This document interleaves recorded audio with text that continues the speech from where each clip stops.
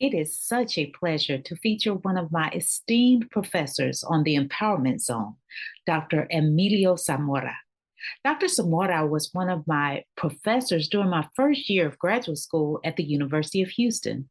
Dr. Zamora is now a professor of history and the Clyde Raub Littlefield Chair in Texas History at our alma mater, the University of Texas.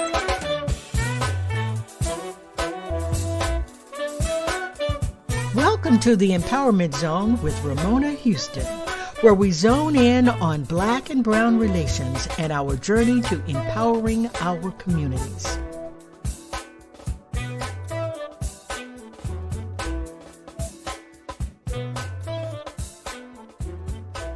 Dr. Zamora has been extremely influential in my educational and professional development as a scholar and activist, where my primary focus is on the African American and Mexican American communities' efforts to create social change. In part one of our conversation, Dr. Zamora explores how his life growing up in the small town of La Feria in South Texas, his undergraduate education, and his research on Mexican American activists Alonso Perales y Jose de la Luz Sáenz has shaped his consciousness as a scholar and activist.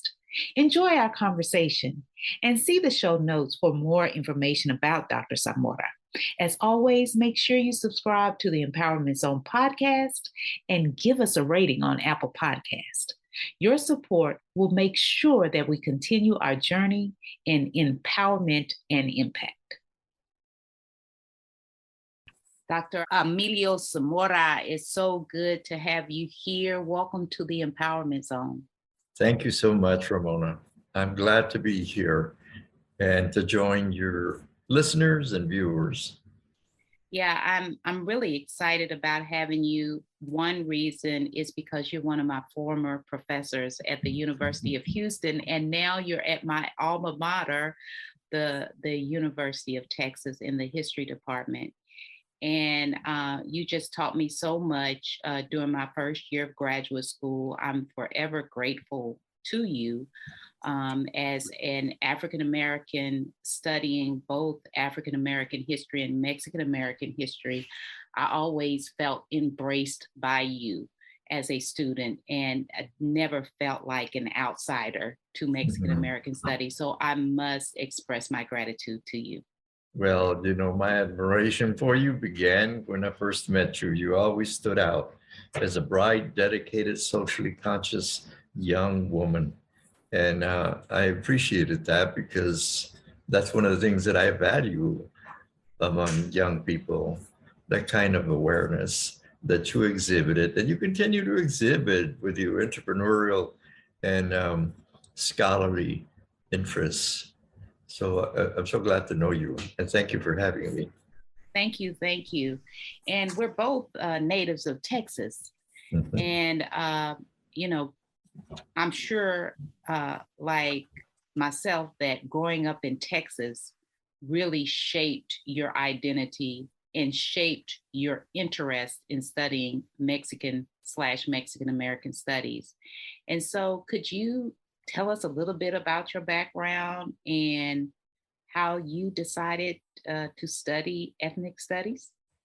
Well, I have to start with my parents. Like all good parents, they guided me well and made clear what kinds of values were to define me: hard work, respect for the rights of others, a sense of social responsibility. I was born and grew up within a working class Mexican family on the border. My family of both sides, my paternal and maternal sides, date their ancestry back to the 1700s on the border. And the first thing that I think is important for me to say is acknowledge my parents, particularly my grandfather, who not only guided me in defining who I was with values, but also told me a lot of stories that helped me understand somewhat at a young age. Of course, I didn't have the words for it, that there was social inequality. More importantly, the social inequality was racial. That is, society was defined in terms of Mexicans and white people. And the lines separating us were very clear and sharp and deep. So that's the thing that I remember my grandfather would always talk to me about the Gran Despojo, the great robbery of 1848, when the U.S. Directed a war of aggression on Mexico and resulted in forcing Mexico to give up more than one half of its territory to the north, which became the American Southwest. So he would tell me those things. But the other thing that stands out in my memory is driving across the border to visit my paternal grandparents. And the trip was no longer than 1 mile in length because we were that close to each other, but separated by the border. And I remember distinctly seeing tractors in the farms of South Texas, farms owned by whites, worked by Mexicans. And then crossing the border and seeing that people on the Mexican side weren't using tractors. They were using mules to pull the various technology that we're using back. In other words, I was able to notice a difference not only between whites and Mexicans and working class people and upwardly mobile people, but I was able to see the difference across the border. And so that made a great impression on me. Again, I didn't have the words to explain it. That I learned during another important phase in my life, and that involved my college days in a small four-year institution, the only four-year institution of higher education in South Texas, which is about 100 miles north of the border. The place is called Texas A&I University. And I was involved in the student movement there. You know, young people, when they enter universities, they invariably ask themselves, who am I? Now that I'm separated from the family, what decisions am I going to make to continue with the values taught by my family and adding new ones? This whole process of developing a consciousness is very important to young people. For us as young people, that is, for us as Mexicans, and I think it happened also with young African Americans. We were asking the same questions, who am I? But we were asking those questions with a very clear understanding that the context within which we were asking those questions was a highly racialized, unequal society. So we asked ourselves, basically, who are we as Mexicans? What responsibility do we have to our communities as this new intellectual class? So that's how we developed our student movement. We took over the student government. We helped the local public school students organize walkouts and protests of discrimination in the schools. We were connected with the farm workers movement. We provided support, and in the process, we talked.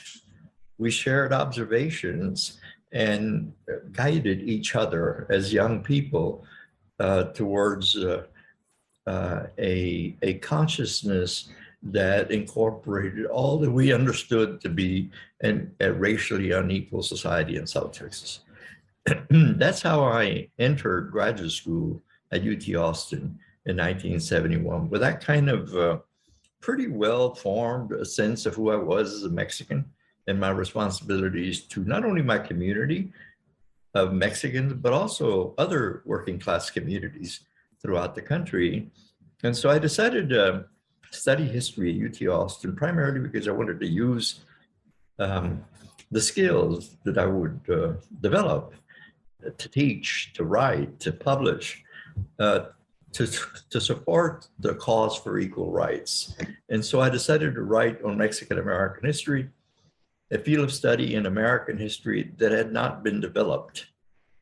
Some people had written materials, but we had not systematically built an academic program in colleges and universities across the country focusing on the Mexican community. That was a major fight. As graduate students, we risked a lot, as many other students did throughout the country, African Americans and women.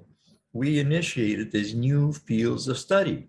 That's not to say that other people had not written before, had not made the same arguments for including us into the larger story. But this was like a new phase with larger numbers of us that were now basically forcing our way into the graduate programs. And so I was involved in establishing and developing the Center for Mexican American Studies, which included an academic program in which I participated both as a graduate student, but also as an instructor. So it was an amazing responsibility that we assumed as young people. We were in our early 20s, studying our history, fighting for the rights to teach those courses, and then teaching them and doing right by the students who wanted to learn.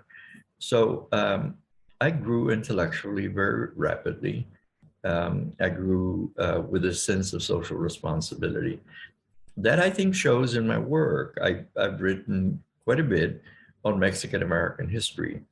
And I've written about the conditions under which Mexicans have lived throughout the 19th and 20th century. But more importantly, I believe, I've also written about what Mexicans thought and said about those conditions under which they lived and worked. That is, Mexicans, shouldn't be surprising, like other groups around the country, came together and built social movements to advance their interests, which is just another way of saying that they came together to express a common shared identity as members of the American working class, fighting for social justice, which involved challenging not only discrimination against their people, but against the whole edifice of race, which is very important. As you may have noticed, here and there, I make the connection to other communities, like African American communities. I think that different communities, independent of each other, often come to the same conclusion. That is, that they're not the only ones facing the problems associated with the racial edifice, that their experiences as a minority group may be distinct from others, but at the same time, they're part of the larger issue in American society in which people are set apart and below with the use of racial ideas. And so I ended up now at this point in my life, it's no accident that I focused on two major political leaders who are moderates. I've always been drawn to the more radical leftist thinking Mexicans in the social movements of the 19th and 20th century. But I ended up studying two upwardly mobile Mexican leaders associated with what I believe to be a moderate, relatively speaking, civil rights movement. And I think I've done it because I wanted to be fair to all the Mexicans. We have different ideas as we move forward, like African Americans. We have differences, and sometimes the differences become divisions. But we ought not to forget that it's the heart that's leading us, so to speak. That is, we share the problems with not only with material problems like low wages, but this propensity on the part of American society to question our dignity as a people. Yeah. As you know, in our social movements, we not only argue for equal rights under the law, but we also argue for our worth. You see that statement over and over again in history. They disrespect us. They don't acknowledge and accept our worth as equals under the Constitution and under the eyes of God. It's the question of dignity is very important. So even moderate leaders, including these two individuals that I wanted to just address real briefly, Alonso Perales and Jose de la Luz Sainz, they also shared in this deeply felt concern for equal rights. And though they may have been moderates or cautious, we need to understand that we always operate within contexts that are peculiar, that are different. I think you'd be a fool under some circumstances to propose a radical solution to problems. Sometimes it's not possible. Sometimes, like my mother used to say, when you come up against the wall, look for ways of going around it, over it, and under it. In other words, be astute politically, move according to the circumstances before you, always maintaining your principles, obviously, the principle of equal rights, for example, regardless of gender, regardless of social background. But so let me just talk about these two individuals. And when I study them, I don't study them simply to understand who they were.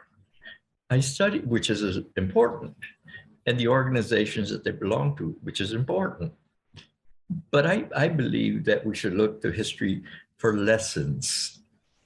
But what do we learn from somebody like José de la Luz Sainz, one of my favorite historical figures?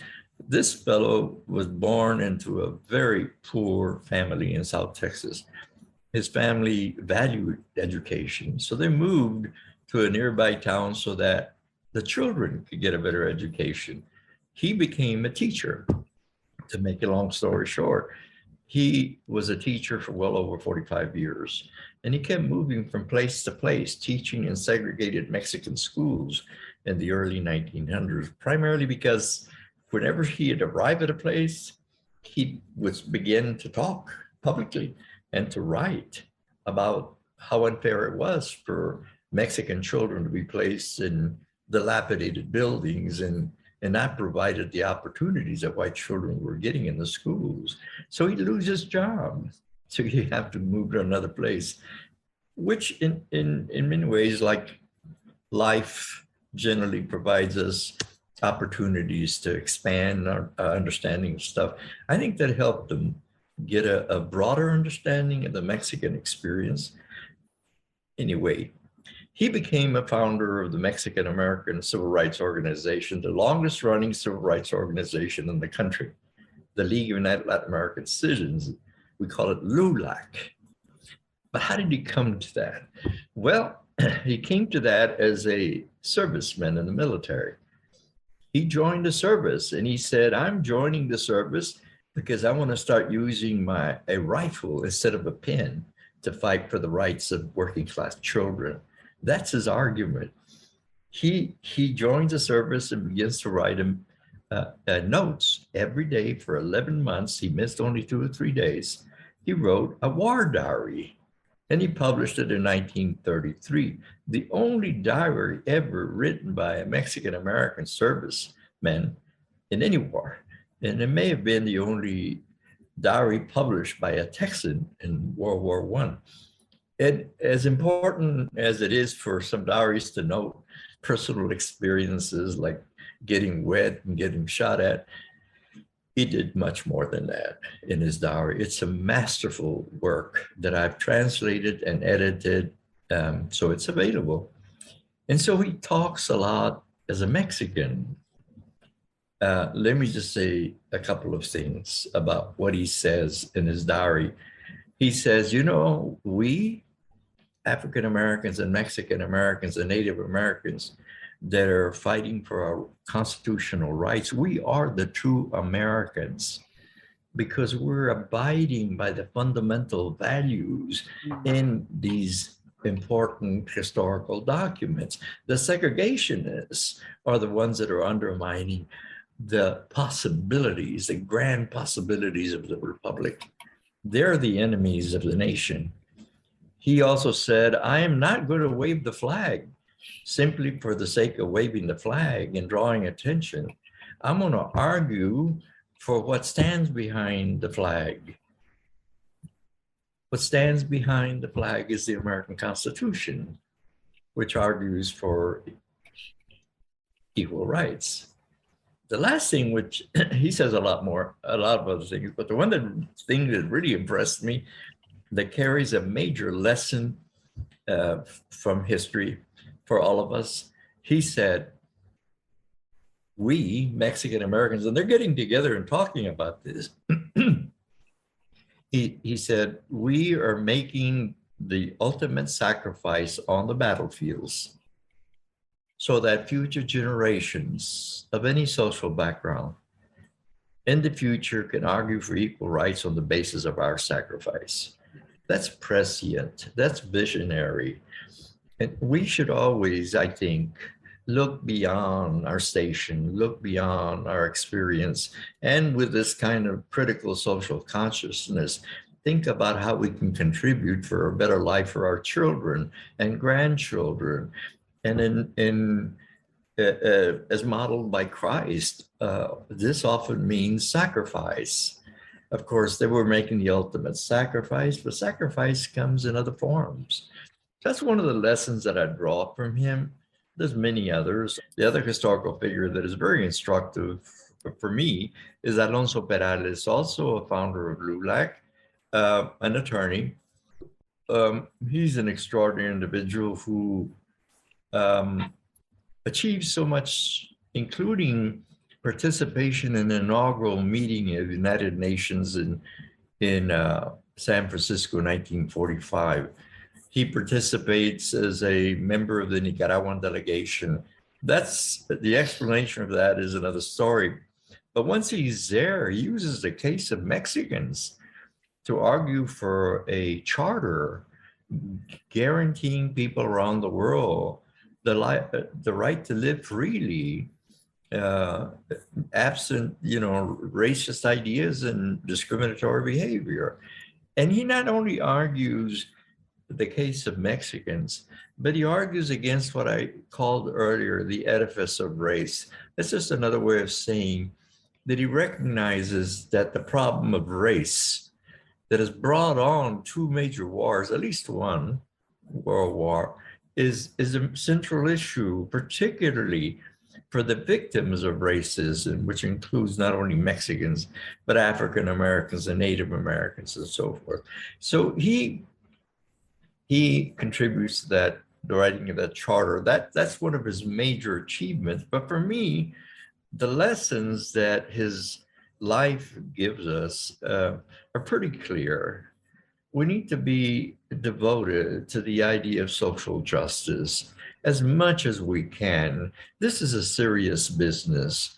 He, along with his wife, dedicate their lives almost entirely to the cause. They make great sacrifices, not like the sacrifices on the battlefields by Mexican American soldiers, but he makes sacrifices with his time and many other things. He was very astute politically, which reminds me of my dad. One of his most important pieces of advice in Spanish, which sounds harsh, he always said, be astute, no seas pendejo, don't be stupid. When you go out in the world, figure it out, move intelligently, don't let people misuse you, be smart, be astute. And that's what I learned from Alonso Perales. Not only should we devote much into the struggle for the rights of humanity, but we ought to do it with the abilities, the God-given abilities that we all have, and all that we've learned along the way as we mature and become integrated, fully integrated individuals.